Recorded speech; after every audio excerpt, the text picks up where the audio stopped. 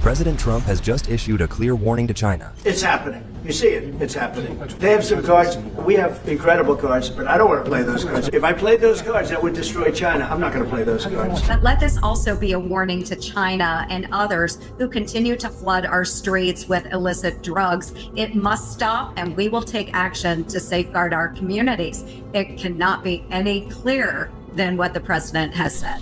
This came right after the FBI exposed a Chinese-run cartel operation so massive. It could poison more than 70 million Americans, plus another 250,000 people. But the real shock came when investigators realized this was not your regular criminal network.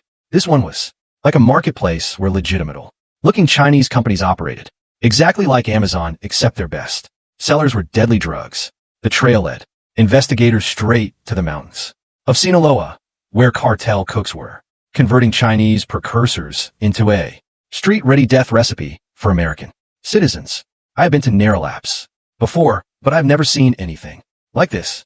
Huge quantities of pure meal, cooked daily. It's an opioid-like, but 50 times as strong. Tell us, what is the FBI doing to stop China from delivering death to America? So for the first time in a decade, I actually reached out to my counterpart at the Ministry of Public Security. No, one at the FBI had done so. Ministry of Security. Where's that? In mainland China. Most of the chemicals are easy to find. The rest can be imported from China. Production is quick. If a shipment is seized at the border, there's always more on the way. What they do, and the companies in China, mainland China do, is produce the precursors and the cutting agents that they send ship overseas through various countries into the Mexican drug cartels who produce it. So they basically are the cooks in terms of the ingredients. We're driving towards the mountains of Sinaloa. This is cartel land, is an area controlled by the sons of El Chapo Man. We've been granted permission to film inside a lab the drug that is killing thousands of people in the U.S.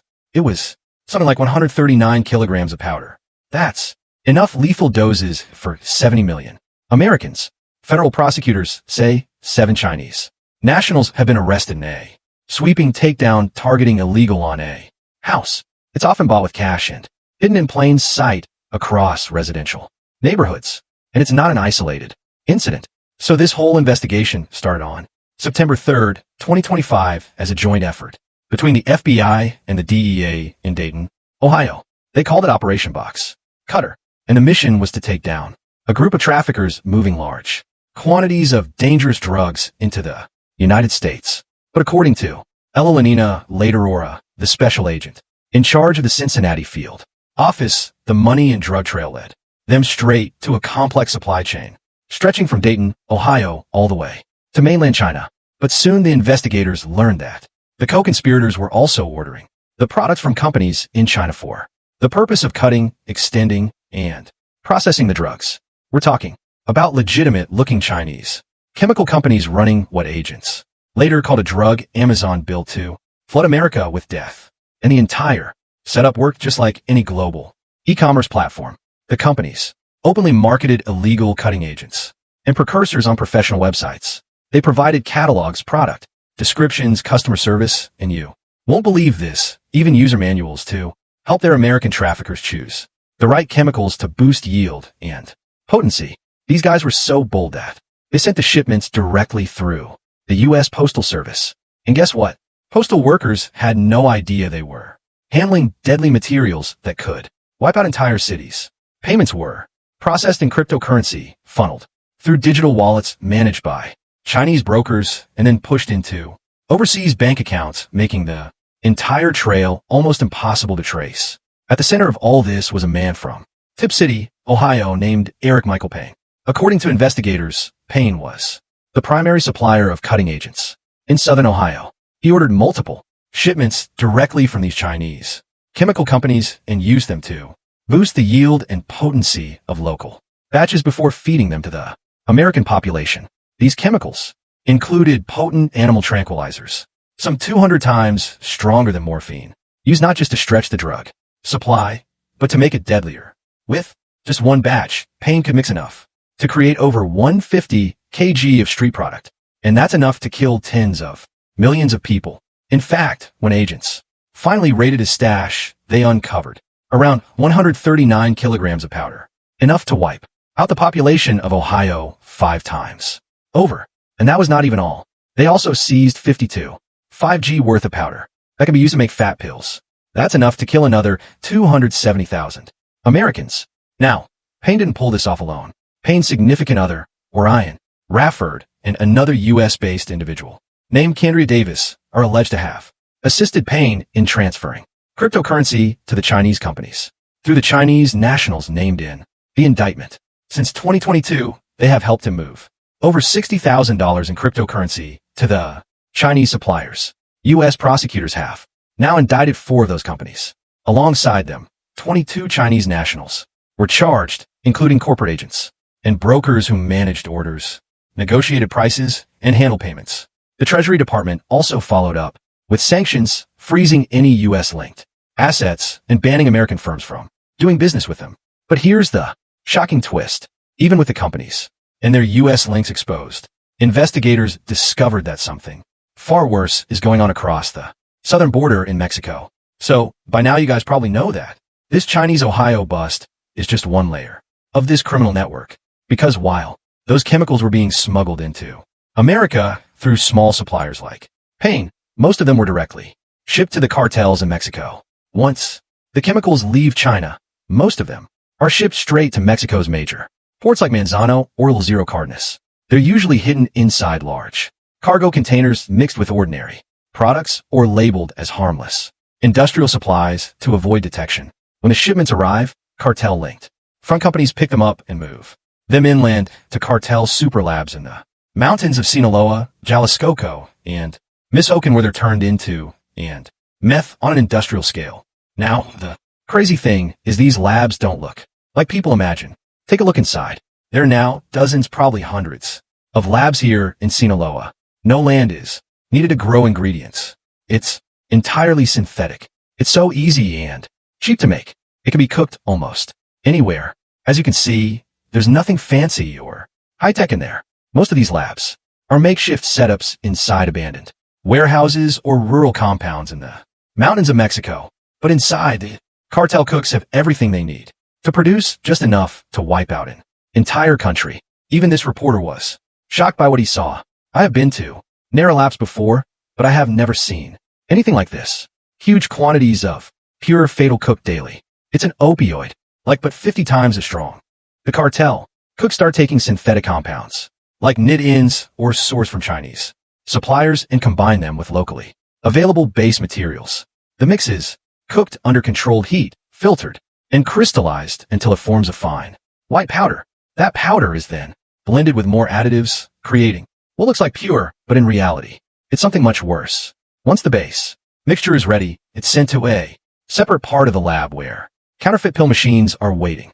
There, the powder is pressed into fake OxyContin and Xanax tablets, each one stamped with the same markings as the real thing. From there, the pills are packed in a vacuum-sealed bags labeled with false brands and loaded into shipments headed north. These cooks have been cooking drugs since they were boys. The cartel life is pretty much all they know, and they have no sympathy for their victims. When the reporters questioned one of the cooks about what they thought about the fact that they're responsible for the death of millions of Americans, guess what he said? And he didn't stop there. In fact, he justified killing innocent Americans and blamed America for sending guns to Mexico. It's just another day at the office for them. And as the crisis grows, the cartels are changing strategy because they're no longer content being middlemen between China and the United States. The New York Times recently uncovered another alarming trend. Cartels are recruiting chemistry students to refine their chemical operations, lured with promises of high salaries or coerced through threats. These students make the chemical ingredients and boost the drug's potency. This tactic with the cartels recruiting college chemists, we're going to see far more produced because now they don't have to rely on China. They don't have to rely on any type of pressure or risk, losing these chemical precursors being seized at any type of ports before they actually make it to Mexico. These recruits are paid to experiment with formulas, synthesize new analogs, and keep operations alive, even if China tightens export controls, especially now that the Trump administration is hitting them harder. So, while Mexican cartels have taken most of the blame for the crisis, the truth is the United States has finally realized that China sits at the center of it all. And now the FBI is not just focused on the cartels. They're going after the entire criminal network from China as chemical exporters to the American traffickers buying their products and the Mexican labs turning those shipments into mass-scale poison. And unless you unwind that web and unless you track down every single person and business and entity and flow of money involved in it, you will never break the wheel. We are here today to break the wheel of trafficking in the United States of America. The urgency from Patel's words carried into a tense Senate hearing where Congressman Tiffany pressed Patel to confirm China's direct role in this epidemic. And he didn't mince words in his response. What they do and the companies in China, mainland China, do is produce the precursors and the cutting agents that they send ship overseas through various countries into the Mexican drug cartels who produce it. So they basically are the cooks in terms of the ingredients. Director Patel also hinted that this problem is no longer a criminal issue, but a geopolitical crisis. Because while the Chinese government claims it has no control over these companies, many of them operate under its regulatory umbrella, registered as chemical exporters with approval from local authorities. In other words, Beijing knows who they are. And yet, for years, it has allowed these companies to keep producing and shipping the same ingredients that have now killed more Americans than any war in modern history. That's why President Trump decided to treat it like what it is, a national security threat. In one of the boldest moves yet, Trump issued a sweeping order titled Imposing Duties to address the synthetic opioid supply chain in the People's Republic of China. Trump's plan imposed punitive tariffs on a wide range of Chinese goods linked to chemical production. The goal is to hit Beijing economically to make no precursors more expensive to ship, harder to source, and less profitable to produce. It also closed a long-abused loophole that allowed small, low-value packages, the kind often used to send drug materials, to enter the U.S. duty-free under what's known as the de minimis exemption. By shutting that door, the administration forced every parcel coming from China into stricter customs screening, giving agents more time to detect suspicious packages. At the same time, Trump's order pushed U.S. agencies to start coordinating across borders, and the FBI is already doing this.